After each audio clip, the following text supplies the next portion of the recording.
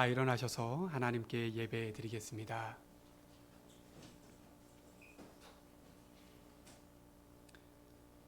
너희가 전에는 어두움이더니 이제는 주 안에서 빛이라.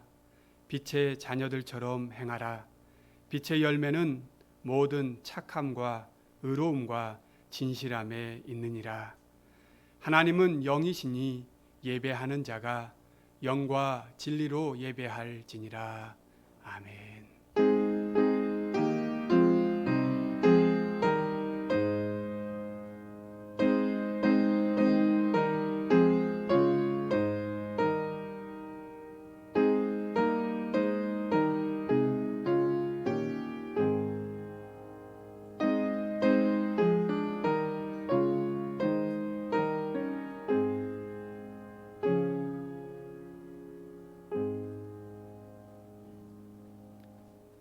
교회의 주인 되신 하나님, 허물과 죄로 죽은 우리를 다시 살려주시고 그리스도 안에서 하나님의 영광을 찬송하게 하신 주님의 그 깊으신 뜻 안에서 하나님을 아버지라고 부르는 자녀들이 주님 앞에 예배합니다.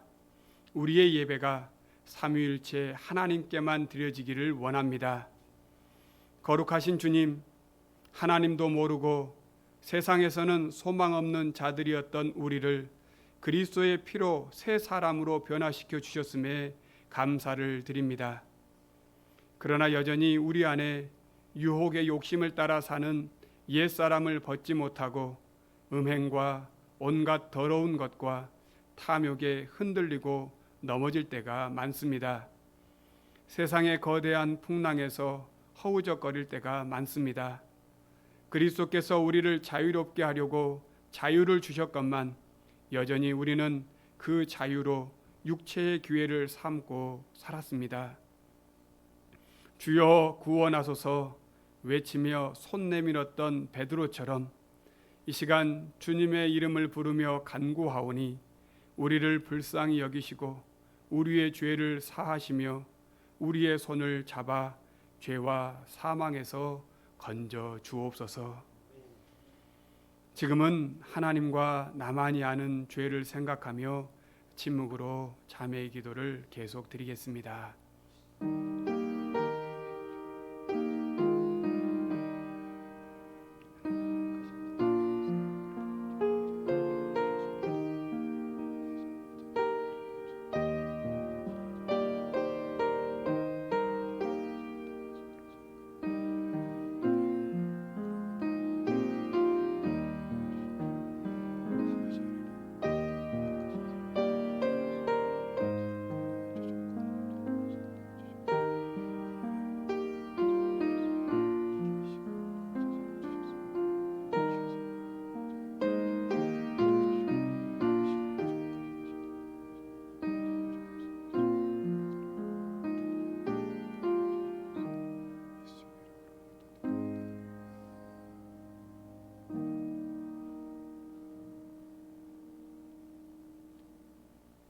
하나님께서는 진심으로 자신의 죄를 고백하는 백성들에게 그 죄를 용서하시겠다고 약속하셨습니다.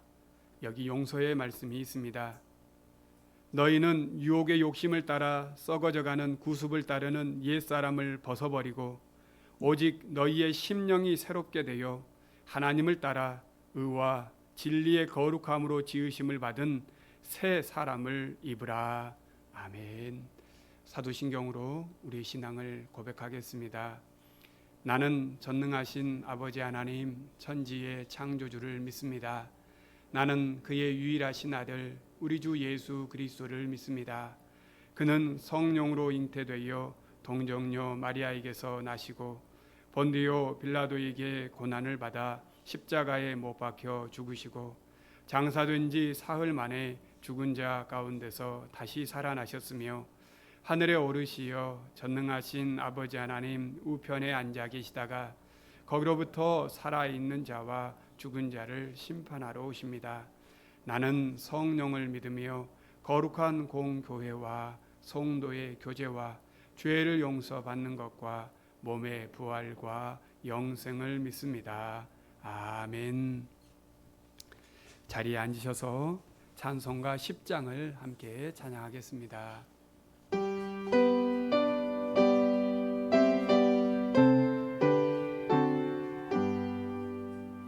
전능왕 오셔서 주 이름 찬송케 하옵소서. 영광과 권능의 성부여 오셔서 우리를 다스려 주옵소서. 강생한 성자여 오셔서 기도를 들으소서. 택하신 백성들 복 내려 주시고 거룩한 마음을 주옵소서. 위로의 주 성령 오셔서 큰 증거 주옵소서. 전능한 주시여 각 사람 마음에서 떠나지 마시고 계십소서. 성삼위일체께 한없는 찬송을 드립니다. 존귀한 주님을 영광 중 배웠고 영원히 모시게 하옵소서. 아멘.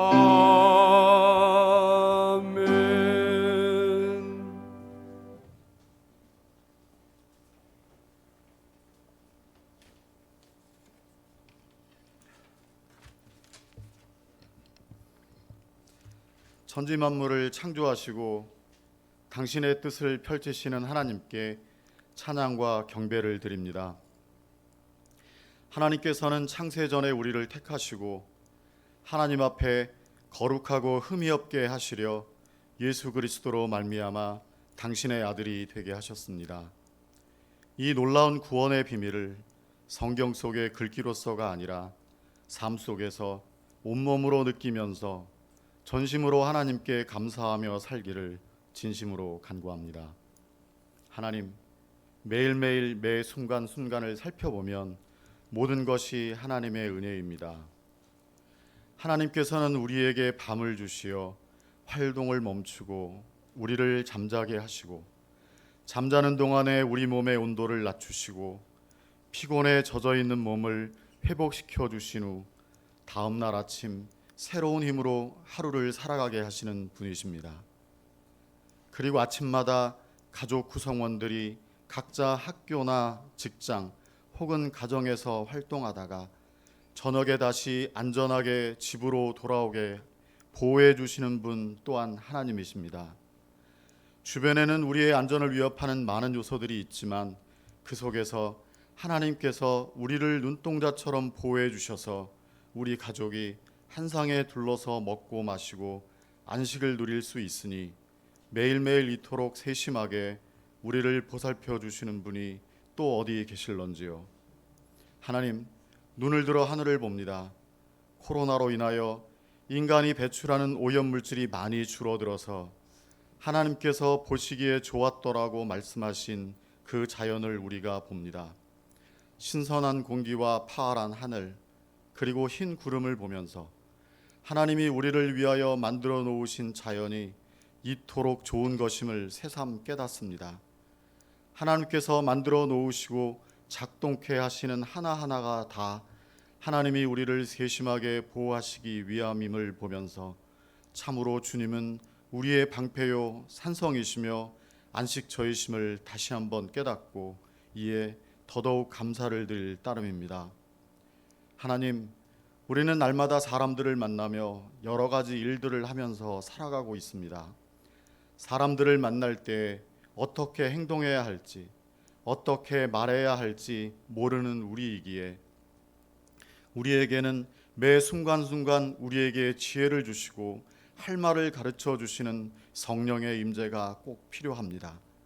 우리에게 성령님 오셔서 우리 속에 거하시어 우리가 성령의 인도하심으로 살아가는 기쁨을 누리게 하여 주옵소서.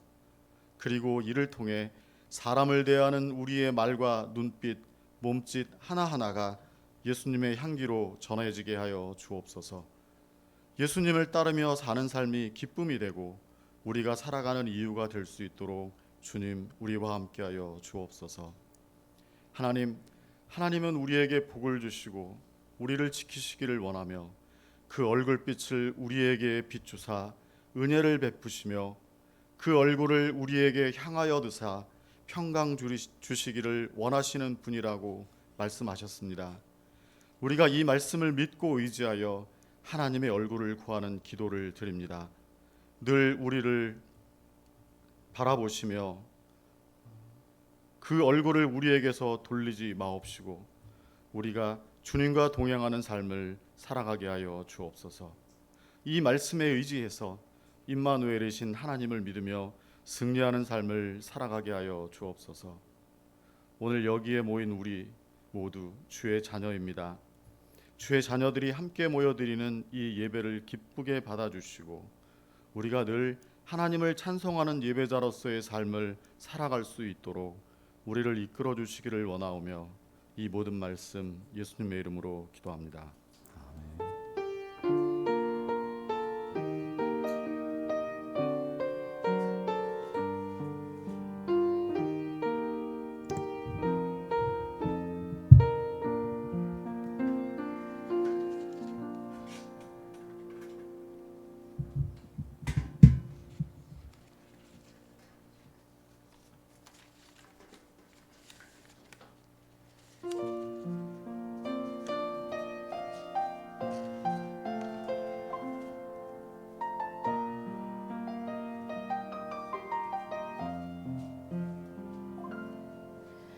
세상 사람들과 구별되는 삶, 때론 인내하며 때론 참아내며 어떤 이의 눈에는 미련해 보이는 그 길을 걸어가리.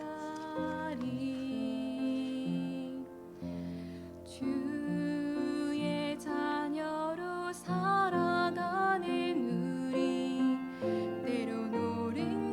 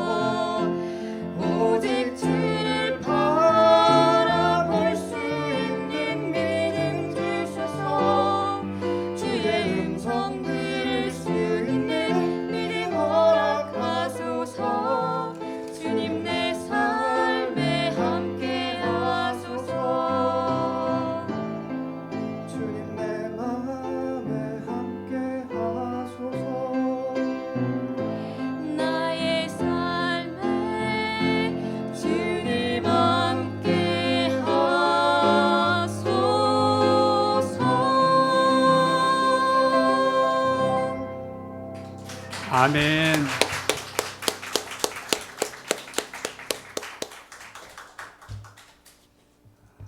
너무 귀한 찬양, 너무 감사를 드립니다. 이 찬양의 가사 같이 또 이 찬양을 준비하기 위해서 수고하신 우리 정병윤 집사님, 또 윤지영 집사님께 더욱 감사를 드립니다. 이 찬양의 고백이 또 우리 성도님들의 고백이 될 수 있기를 간절히 원합니다. 우리 다시 한번 우리 귀한 집사님 찬양해 주신 것 감사하고 또 하나님께 영광의 박수를 올려드리겠습니다. 감사합니다. 하나님께서 오늘 우리에게 주신 말씀은 에베소서 1장 15절로 19절까지 말씀입니다.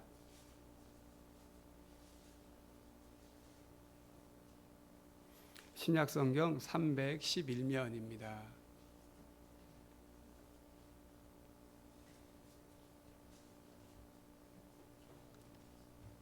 우리 다 같이 한 목소리로 합독하여 읽겠습니다.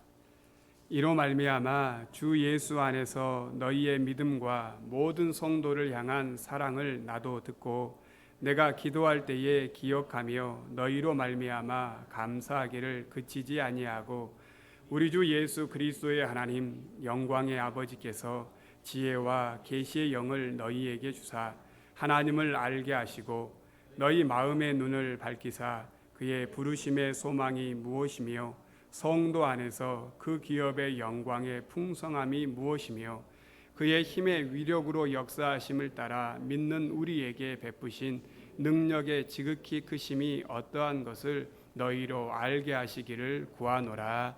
아멘. 오늘은 이 말씀을 가지고 더 알기를 원합니다. 더 알기를 원합니다. 라는 제목으로 같이 하나님 말씀을 나누도록 하겠습니다. 오늘 우리가 읽은 이 에베소서는 기독교 신앙을 가장 잘 정리해 놓은 책이다라고 말을 합니다. 그만큼 복음의 핵심을 잘 기록한 책이 에베소서입니다. 그 중에 오늘 우리가 읽은 이 글은 이 본문은 바울이 에베소 교회를 향한 기도의 말씀입니다.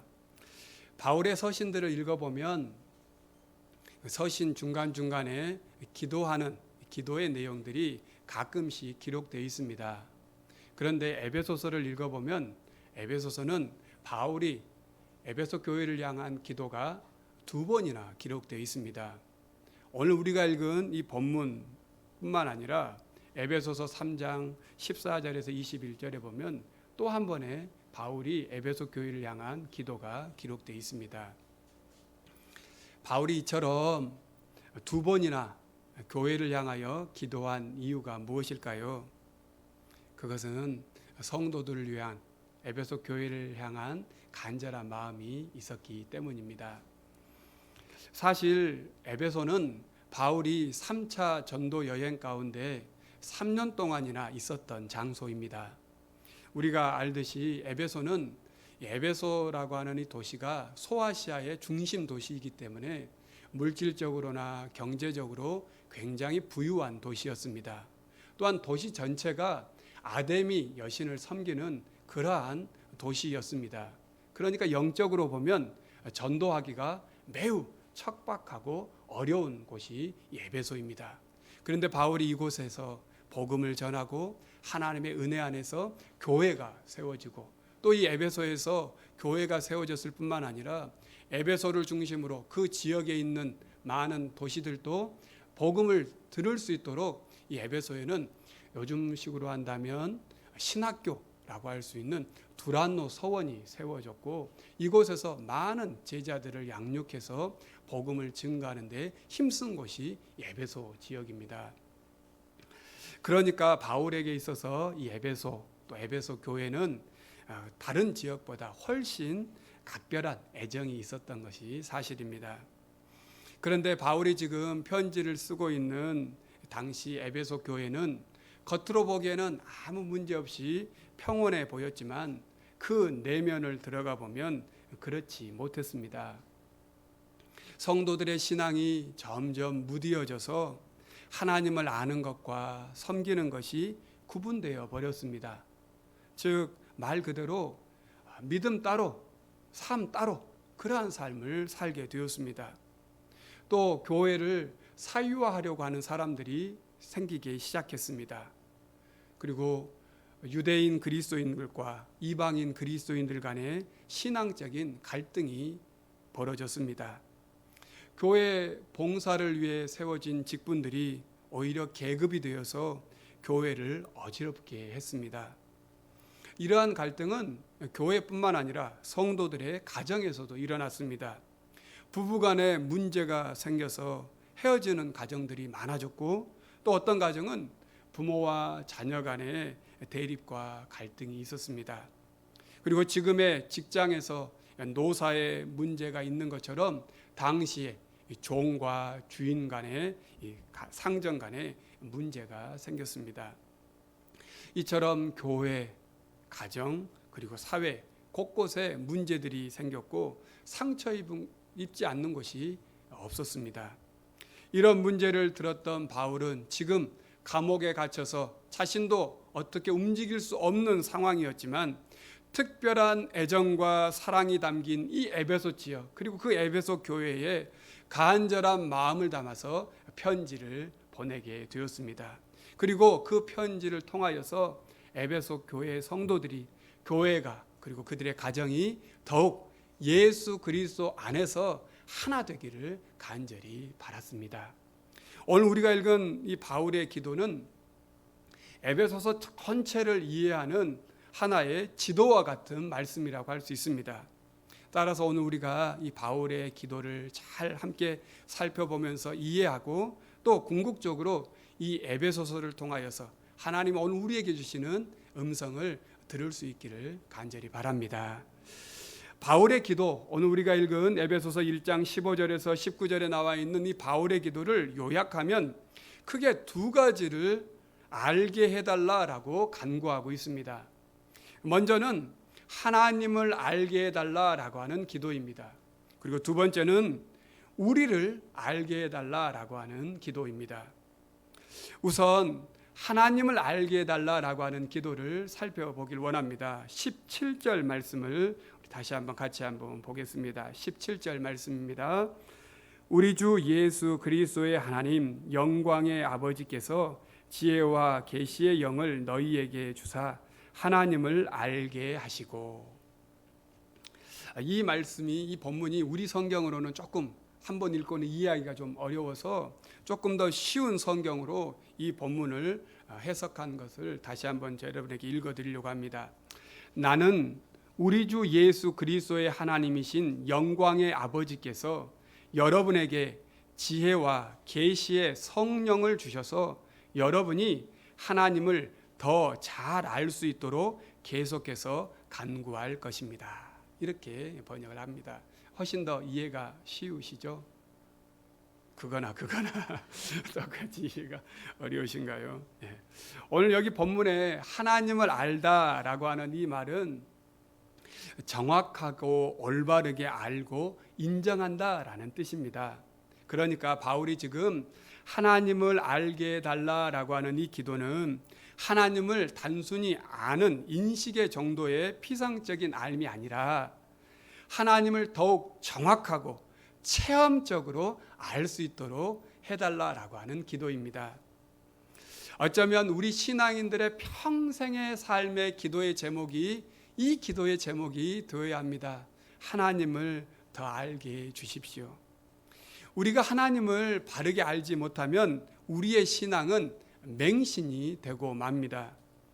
하나님을 알기 위해서 기록된 말씀을 우리가 눈으로 보고 또한 그 말씀을 해석하는 설교 말씀을 귀로 듣고 그리고 그 말씀을 깊이 묵상하여 깨달음으로 하나님을 바르게 믿을 수 있습니다. 따라서 좋은 신앙인이란 하나님을 더욱 잘 알기를 원합니다 라고 하는 이 겸손한 마음으로 하나님의 말씀을 배우고 주님의 말씀을 듣고 순종하는 사람이 신앙이 좋은 믿음의 사람입니다. 그때 우리가 하나님을 변화시키는 것이 아니라 하나님 앞에서 내가 날마다 변화되는 것을 깨달을 수 있게 됩니다. 그러면 우리가 믿는 하나님은 어떤 분일까요? 여러분은 어떤 하나님을 믿고 계십니까? 이 말씀에, 이 질문에 많은 대답을 할 수 있습니다. 그런데 오늘은 특별히 에베소서에서 말하는 에베소서에서 우리에게 가르쳐주는 그 하나님은 어떤 분이신지 우리가 함께 살펴보기를 원합니다. 에베소서 1장 3절 말씀을 우리 같이 한번 다시 찾아보십시다. 에베소서 1장 3절 말씀입니다. 같이 한번 읽어보겠습니다. 찬송하리로다. 하나님 곧 우리 주 예수 그리스도의 아버지께서 그리스도 안에서 하늘에 속한 모든 신령한 복을 우리에게 주시되. 여기서 하나님은 어떤 분이라고 우리에게 말씀하고 계십니까? 어떤 분이라고 말씀하고 있어요? 다시 한번 보여주세요. 그 말씀을. 우리에게 복 주시는 분이다라고 말씀하고 있어요. 복 주시는 분. 근데 이 복은 무슨 복이라고 말하고 있습니까? 하늘에 속한 신령한 복이라고 이야기하고 있습니다. 이 하늘에 속한 신령한 복이라고 하는 말은 말 그대로 이 땅에 속한 물질적인 풍요와 번영을 말하는 것이 아닙니다. 그러면 신령한 복은 무엇을 말하는 것일까요? 그것은 하나님이 우리를 자녀 삼아 주셨다라고 하는 것이 신령한 복입니다. 이 복을 에베소서 1장 4절에서 12절에서 설명을 하고 있습니다. 이것을 좀 풀어서 설명하면 조금 어렵지만 여러분이 잘 한번 들어보십시오. 허물과 죄로 죽었던 우리를 거룩하고 흠이 없는 하나님의 자녀로 삼으시기 위해서 성부 하나님께서 창세전부터 예정하셨습니다. 그리고 성자 예수님께서 십자가에서 피 흘려 죽으심으로 우리의 죄를 사해 주셨고 하나님과 우리가 화목하게 되게 하여 주셨습니다. 그리고 성령 하나님께서 이 구원의 비밀을 깨달을 수 있도록 우리에게 믿음을 주시고 회개하게 하셨습니다. 그래서 이제 우리는 하나님의 자녀가 되었다라고 하는 것을 성령님께서 도장을 찍어 주셨습니다. 이것을 이 사람을 성도라고 부르고 이 성도가 이제 하나님께 영광의 찬송을 올려드리는 존재가 되었다라고 하는 것입니다. 이것이 하늘에 속한 신령한 복입니다. 우리를 하늘에 속한 이 신령한 복을 받기를 원하시는 우리 하나님께서 우리를 자녀 삼아 주셨다라고 하는 이것은 그냥 말로 된 것이 아니라 오늘 우리가 보는 것처럼 성부, 성자, 성령 삼위일체 되신 이 하나님께서 전적으로 우리를 하나님 자녀 삼아 주시기 위해서 그 놀라운 역사를 이루시는 것, 이것이 복입니다. 그래서 우리가 하나님을 아빠, 아버지라고 부르는 것이 얼마나 큰 복인지 모릅니다. 왜냐하면 하나님이 우리 아버지시다라고 하는 사실을 알면 하나님은 그 자녀된 우리에게 모든 책임과 의무를 다하시는 사랑의 하나님이시라는 사실을 깨달을 수 있기 때문입니다. 그래서 종교개혁자였던 깔뱅은 우리가 하나님에 대한 지식을 갖는 것이 영적인 사람이다라고 말하면서 참된 경건이라고 하는 것은 단지 하나님이 창조자시라는 것만 집중하지 않고 우리의 삶에서 우리의 아버지가 되신다는 사실을 알고 그 아버지를 부를 때에 우리는 그리스도 안에서 자라간다라고 말씀하고 있습니다. 그러면서 깔뱅은 계속해서 믿음이 아니면 하나님을 아무리 인간의 지성으로 이해한다고 말하고 혀로 고백하는 것처럼 보여도 하나님이라고 하는 이 단어의 의미와 그 완전한 힘을 이해할 수조차 없다라고 말하고 있습니다. 그래서 이제 우리가 해야 할 일은 하나님을 더 깊이 아는 것입니다. 에베소서 4장 13절과 15절에서는 우리에게 이렇게 이야기하고 있습니다.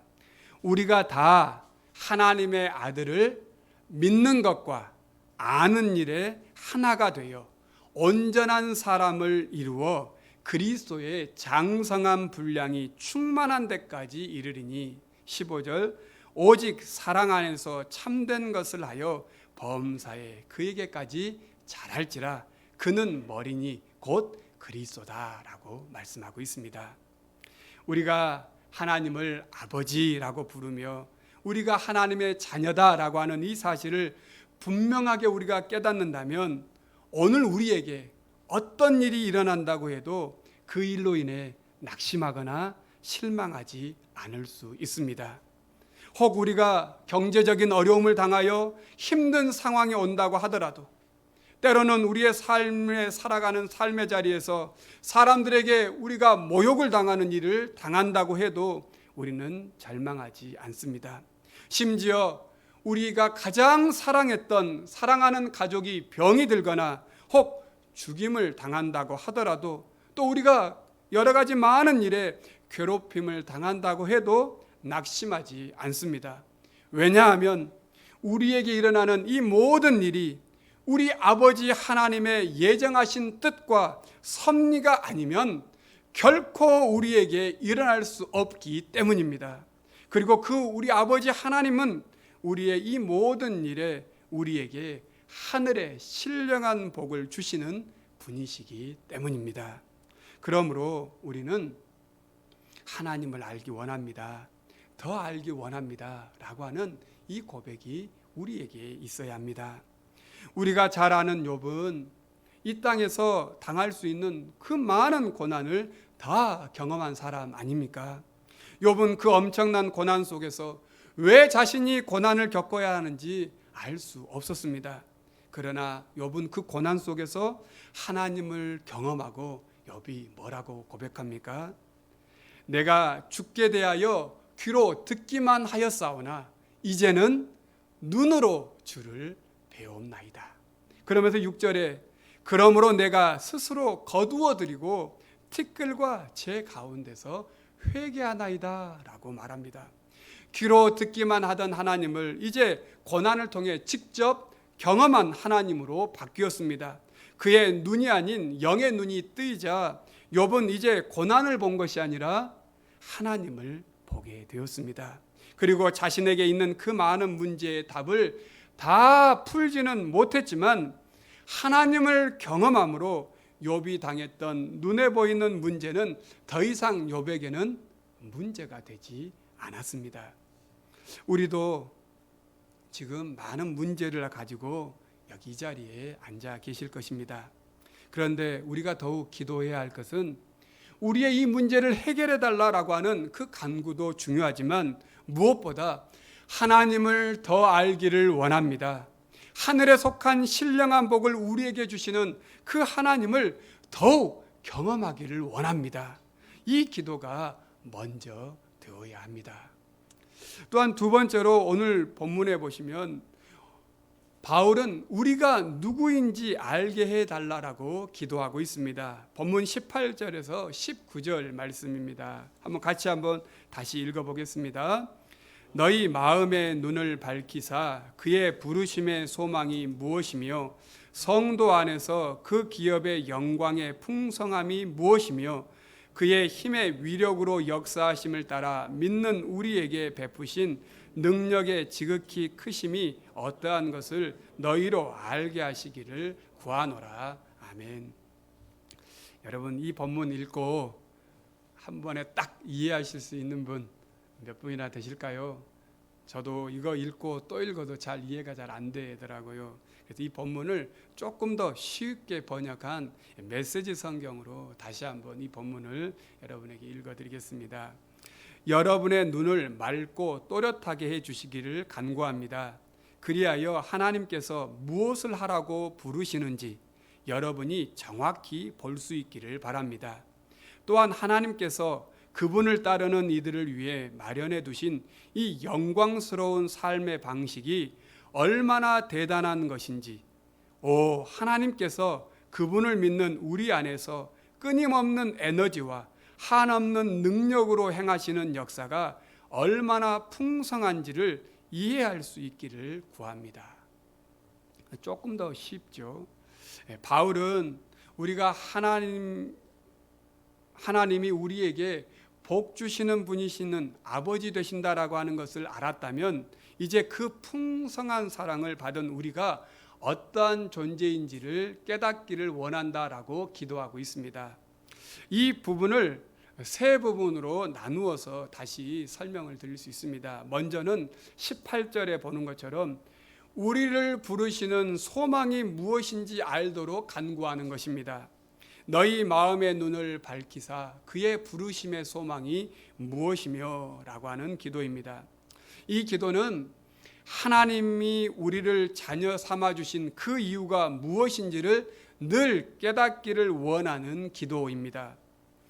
여러분, 하나님께서 왜 우리를 구원하여 주셨을까요? 왜 우리를 하나님 자녀 삼아 주셨을까요? 그 이유를 에베소서 2장 4절에서 이렇게 답하고 있습니다. 긍휼이 풍성하신 하나님이 우리를 사랑하신 그 큰 사랑을 인하여.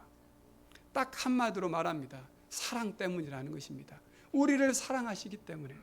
그러면서 에베소서 1장 6절, 12절, 14절에 보면 그 큰 사랑으로 우리를 구원하여 주신 그 하나님께서 이제 우리를 통하여서 하나님의 영광을 찬송하는 자가 되도록 우리를 불러주셨다라고 하는 것입니다.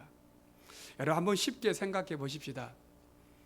대통령 앞에서 노래를 아무나 부를 수 있겠습니까? 언제든지 쉽게 노래 부를 수 있습니까? 그럴 수 없습니다. 노래를 잘하고 아주 뛰어나야 무슨 어떤 공연을 할 때 한 번 대통령이나 다른 요인들 앞에서 부를 수 있습니다.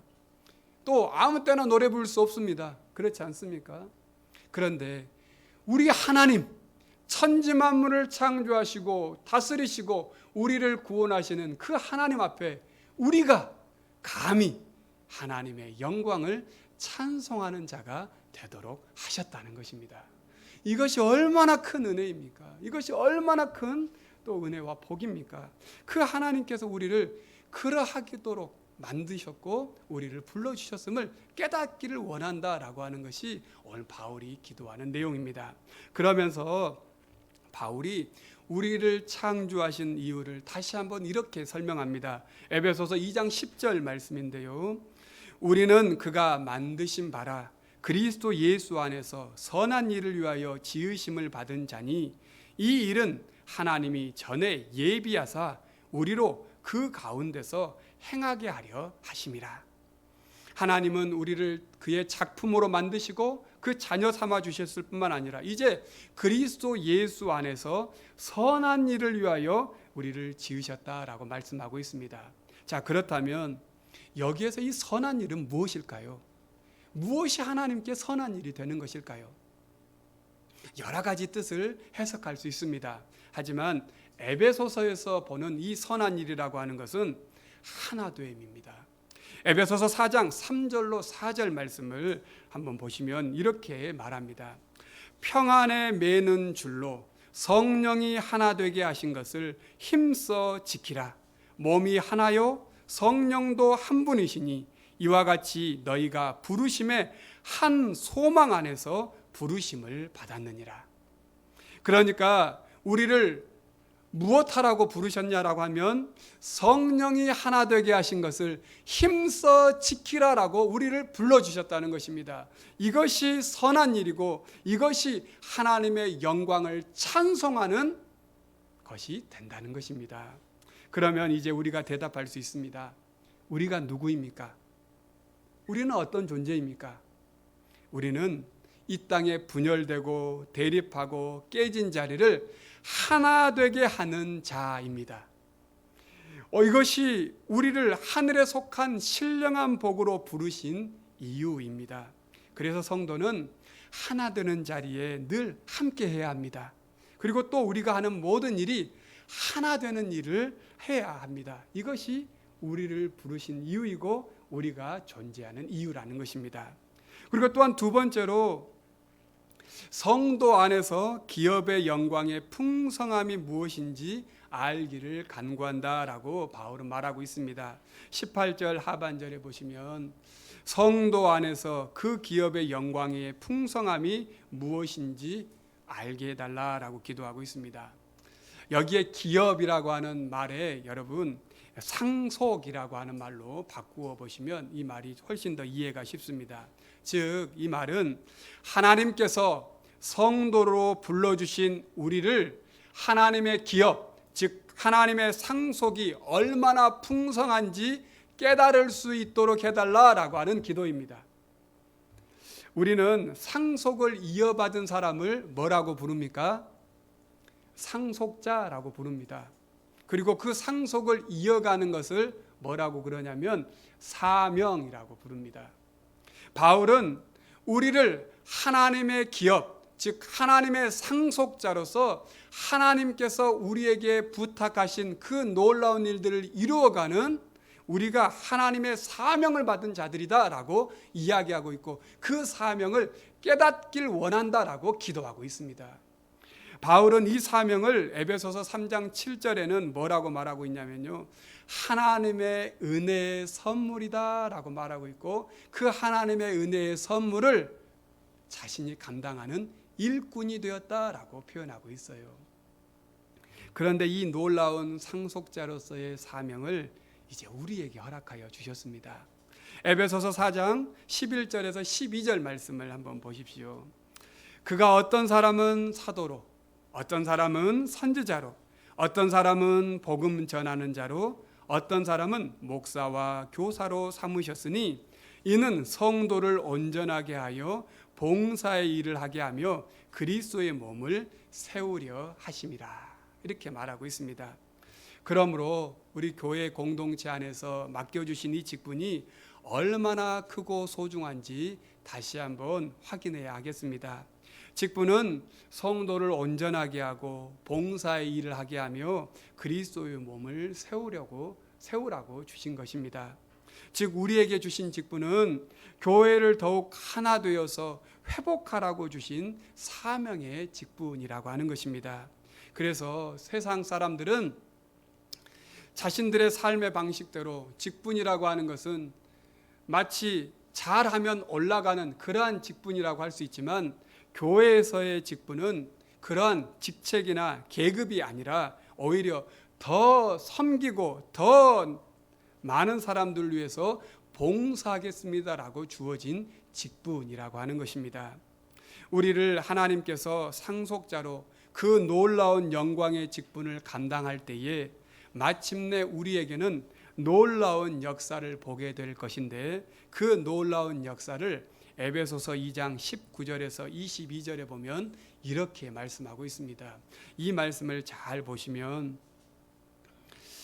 그러므로 이제부터 너희는 외인도 아니요 나그네도 아니요 오직 성도들과 동일한 시민이요 하나님의 권속이라 라고 말합니다. 여기 하나님의 권속이다 라고 하는 말은 어려운 말인데요, 이것은 가족이라고 하는 말이고, 좀 더 구체적으로 말한다면 상속자라는 말이에요. 너희들이 하나님의 상속자라는 말입니다. 그런데 그 상속자로서 하는 일이 있다는 것입니다. 20절부터 보시면 너희는 사도들과 선지자들의 터 위에 세우심을 입은 자라, 그리스도 예수께서 친히 모퉁이 돌이 되셨느니라. 그의 안에서 건물마다 서로 연결하여 주 안에서 성전이 되어가고 너희도 성령 안에서 하나님이 거하실 처소가 되기 위하여 그리스도 예수 안에서 함께 지어져 가느니라. 아멘. 이게 무슨 말인지 아시겠습니까? 우리가 하나님의 상속자로서 우리를 불러주신 그 하나님께서, 예수 그리스도께서 마치 건축물의 모퉁이돌, 가장 먼저 돌이 되시고 그 옆에 선지자들이 터를 닦고 하나하나 벽돌을 조적하는 것처럼 세워져서 이 모든 것이 아름다운 건축물이 되는데, 그 건축물은 하나님께서 거하실 처소가 되게 하는 그러한 놀라운 건축물로 우리를 불러주셨다는 것입니다. 그래서 우리 한 사람 한 사람이 이제 하나님께서 먼저 예수 그리스도를 통해서 세워놓으신 그 모퉁이 돌에 옆에 또는 위에 다 세워져서 이것이 아름다운 건축물이 되어서 하나님께 영광이 되는 그러한 처소가 되는 것, 성전이 되도록 우리를 불러주셨음을 알도록, 깨닫도록 오늘 바울이 기도하고 있는 것입니다. 그러므로 오늘 우리가 누구입니까? 우리는 상속자입니다. 그리스도께서 모퉁이 돌이 되셔서 하나님이 거하시는 성전을 세우는 이 큰 사명의 동역자로 우리를 불러주셨다는 사실을 우리가 다시 한번 기억해야 합니다. 그래서 우리를 교회의 직분자로 세워주셨습니다. 최근 저는 교회 교역자실에 위임패를 여러 제가 가장 잘 보이는 곳에 두었습니다. 그리고 매일 이 위임패를 보고 있습니다. 귀하에게 본 노예 소속 숭독교회를 위임합니다. 이 딱 한 구절이 쓰여 있을 뿐입니다. 그런데 이 한 구절을 읽으면서 다시금 저에게 맡겨주신 사명을 생각해 봅니다. 늘 부끄럽고 죄송스러운 것은 저의 능력이 부족하고 또 저의 사랑이 부족하여서 성도들이 이 놀라운 하나님의 상속자의 자리를 포기해버리지 않을까라고 두려움이 있습니다. 이제 우리 성도님들께 간절히 부탁드립니다. 저의 부족함을 여러분의 사랑으로 보듬어 주시기를 부탁드립니다. 또한 저의 부족함을 여러분의 강함으로 채워주시기를 부탁드립니다. 그래서 우리 모두가 하나님께서 우리를 상속자로 불러주셨고 그리고 그리스도의 몸인 이 숭독교회를 주님이 거하시는 처소로 세워가는 우리가 될 수 있기를 간절히 원합니다.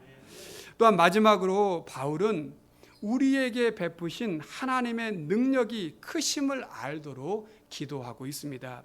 본문 19절 말씀을 보십시오. 19절 말씀을 우리 다 같이 한 목소리로 같이 읽어보겠습니다.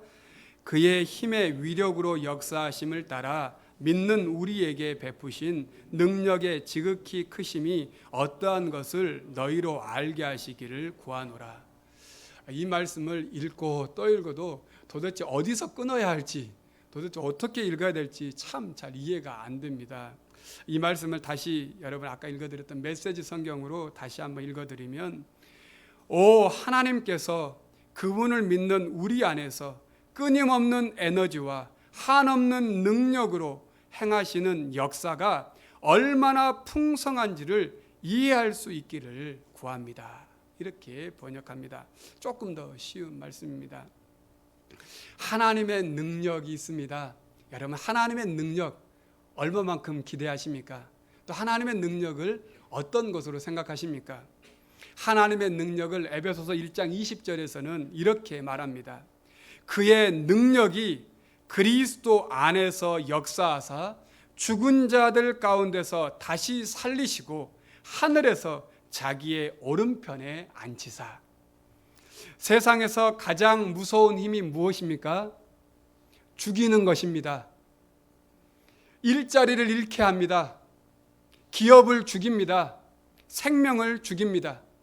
그래서 우리는 죽지 않으려고 몸부림칩니다. 그렇게 살아갑니다. 하지만 하나님의 능력은 죽은 자를 다시 살리는 힘이 있습니다. 이것이 하나님만이 가지고 계신 능력입니다. 이 하나님의 능력을 이제 그를 믿는 상속자되는 우리에게도 허락하여 주셨습니다. 에베소서 3장 16절 말씀을 보시면 이렇게 말합니다. 그의 영광의 풍성함을 따라 그의 성령으로 말미암아 너희 속사람을 능력으로 강건하게 하시오며. 하나님의 능력, 죽은 자를 다시 살리시는 이 놀라운 능력은 오늘 우리를 변화시키는 능력이 있다는 것입니다. 그 하나님의 변화됨이 무엇입니까?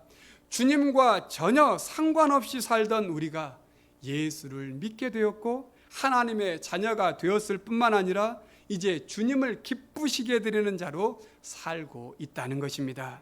이 하나님의 놀라운 능력이 우리의 속사람을 변화시키고 있습니다. 그리고 하나님을 이 자리에서 예배하고 있고 우리가 주님의 자녀로 이 땅 가운데 살고 있다라고 하는 것입니다. 바울은 이 사실을 이렇게 고백합니다. 에베소서 5장 8절에서 10절 말씀입니다.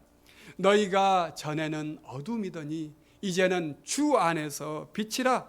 빛의 자녀들처럼 행하라. 빛의 열매는 모든 착함과 의로움과 진실함에 있느니라. 주를 기쁘시게 할 것이 무엇인가 시험하여 보라. 여러분, 우리가 누구입니까?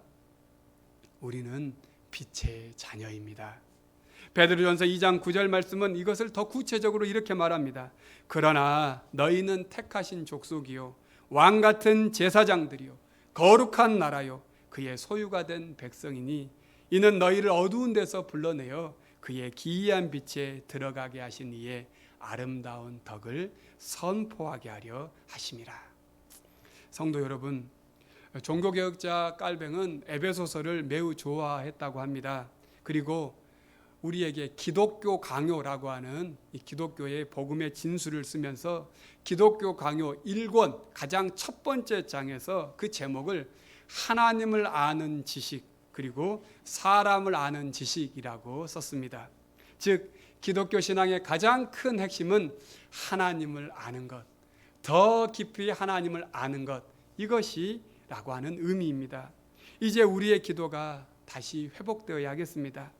우리의 눈을 밝혀 믿음의 눈을 뜨게 해달라고 기도해야 하겠습니다. 그래서 주님을 알기 원합니다. 더 주님을 알길 원합니다. 우리에게 하늘의 신령한 복을 주시는 그 하나님을 더 알길 원합니다. 이 고백이 우리에게 있기를 원합니다. 그때 우리는 지금 현실에서 경험하는 그 많은 문제 속에서 우리 하나님의 섭리와 예정 속에서 이루어 가시는 그 하나님의 놀라운 걸음을 발견할 수 있게 될 것입니다.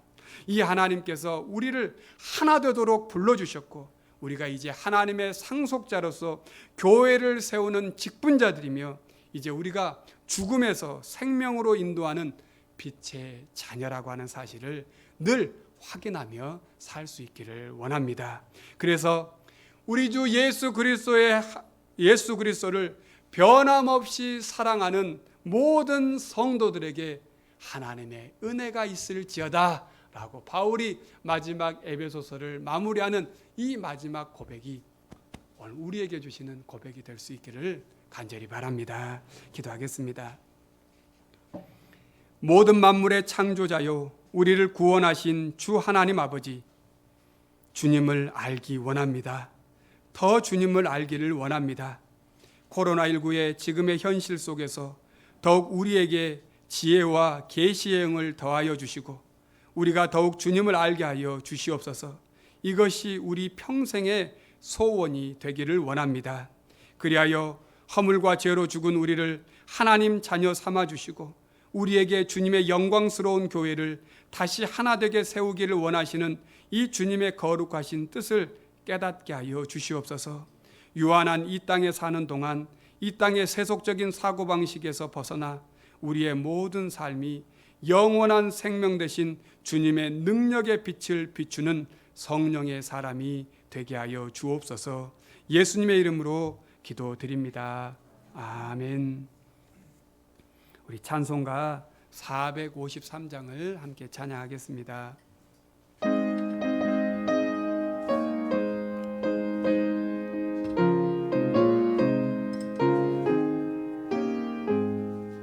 예수도 알기 원하네 크고도 넓은 은혜와 대속해 주신 사랑을 간절히 알기 원하네 내 평생의 소원 내 평생의 소원 대속해 주신 사랑을 간절히 알기 원하네 성령이 스승 되셔서 진리를 가르치시고 거룩한 뜻을 깨달아 예수를 알게 하소서. 내 평생의 소원 내 평생의 소원 대속해 주신 사랑을 간절히 알기 원하네 성령의 감화 받아서 하나님 말씀 배우니 그 말씀 한절한절이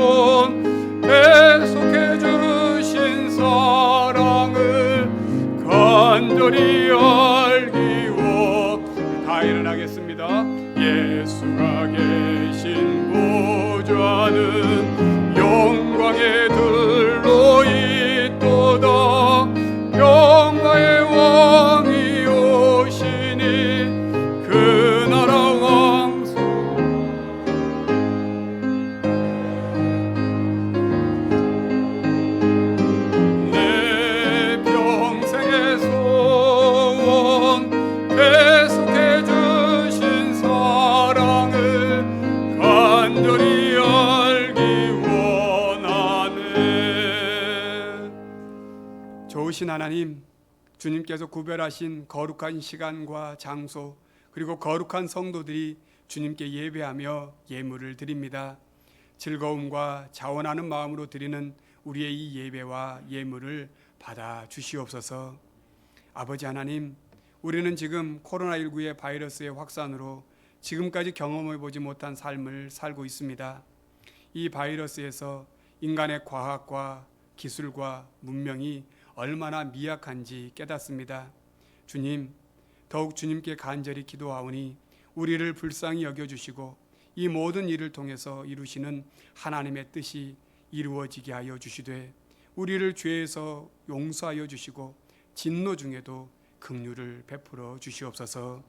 특별히 코로나19의 전파로 인해 가정에서 예배하는 우리 성도님들과 온라인으로 예배하는 모든 성도님들께 우리가 그리스도 예수 안에서 동일한 주님의 지체임을 늘 기억하며 하나 되어 살게 하여 주시옵소서. 교회 학교를 기억하여 주시고 지금의 시대적 어려움 속에서 예배하는 그 시간 주님의 사랑을 더하여 주셔서 이들을 안전하게 지켜주시고 더욱 믿음을 굳건하게 붙잡아 주시옵소서. 이 한 주도 우리 모든 성도님들이 하늘에 속한 신령한 복을 받은 자로 그리고 우리를 부르셔서 하나님의 영광의 찬송이 되길 원하시는 그 주님을 더 가까이 더욱 깊이 알아가게 하여 주시옵소서. 성도님들 가운데 환우들 많이 있습니다. 주님 위로하여 주시고 환우들을 치료하여 주시옵시고 또 경제적인 어려움 가운데 있는 우리 성도님들 주님께서 다시 회복되게 하여 주시옵소서. 예수님의 이름으로 기도드립니다. 아멘. 오늘 예배하는 우리 모든 성도님들을 주의 이름으로 환영하고 축복합니다. 우리 옆에 있는 분들과 올 한 해 표어를 같이 또 낭송하도록 하겠습니다. 다시 말씀으로 복음을 심는 교회. 예, 이 시간 아니면 또 우리가 금방 또 예배당을 빠져나가기 때문에 또 옆에 있는 분 얼굴도 한번 보시고 또 눈도 한번 보시고 정말 사랑하는 눈으로 사랑합니다, 축복합니다 이런 마음으로 또 인사하면 좋겠습니다. 우리 계속해서 광고하는 것처럼 우리 코로나19의 이 방역 수칙을 잘 준수하면서 예배당에 입장해 주시길 바라는데요. 이제는 우리 또 했지만 수요 예배도 또 새벽 기도에도 동일하게 항상 이게 온도 체크하시고 그리고 자기 이름 쓰셔서 예배당에 들어와야 하겠습니다. 그러니까 그렇게 아시고 그렇게 해주시길 바라겠고요.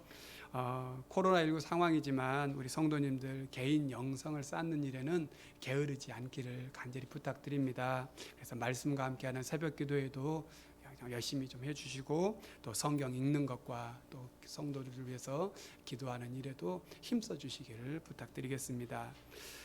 지난주에는 우리 설태호 장로님, 송열림이 권사님 가정에서 감자를 이렇게 가져오셔가지고 우리 권사님 또 집사님이 잘 삶아서 드렸고 또 우리 정병준 윤정 집사님께서 또 간식을 제공해 주셔가지고 이렇게 나눠 주셨어요. 그런데 오늘은 그걸 받고 깨달은 저희 딸이 우리 성도님들을 이때 아니면 언제 섬기겠냐 이런 마음인지 어쩐지는 모르겠지만 간식을 냈어요. 자기가 자원해서. 그래서 이따 빵하고 우유하고 하나씩 드릴 텐데요. 가져가셔서 드시고 부족하면 더 드시면 좋겠습니다. 하여튼 네? 돈이 많은 게 아니라 마음이 큰 것 같아요. 예. 교회를 사랑하는 마음이 훨씬 큰 것 같습니다. 예. 돈도 많고 예. 그렇습니다. 예. 그래요. 아무튼 여러분들이 드시면서 또 우리 축복해 주시고 또 같이 인사 나눠 주시면 좋겠습니다. 고맙습니다. 우리 지난주 말씀 암송 같이 한번 외워보고 마지막 결단의 찬양하고 마치겠는데요. 우리 갈라디아서 2장 20절 말씀 다 하지 않고 앞에 부분만 했습니다. 한번 같이 한번 외워보도록 하겠습니다. 시작. 내가 그리스도와 함께 십자가에 못 박혔나니 그런즉 이제는 내가 사는 것이 아니요 오직 내 안에 그리스도께서 사시는 것이라. 갈라디아서 2장 20절 말씀. 아멘. 아멘. 예, 이 말씀을 잘 붙잡고 살아갈 수 있기를 원합니다. 우리 다 일어나셔서 우리 결단의 찬양 부르신 후에 축도함으로 예배를 마치겠습니다.